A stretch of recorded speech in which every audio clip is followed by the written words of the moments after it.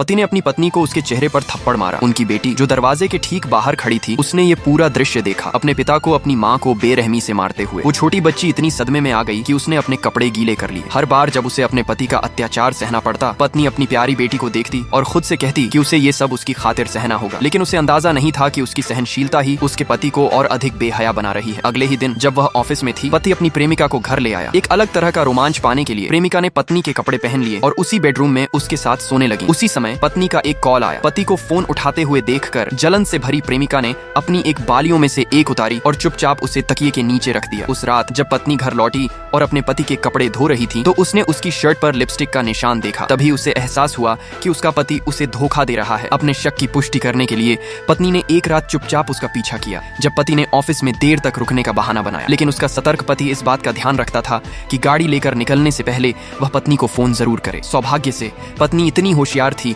कि वह पकड़ी नहीं गई। उसने उसके पीछे पीछे कार चलाई और उसे एक होटल तक फॉलो किया।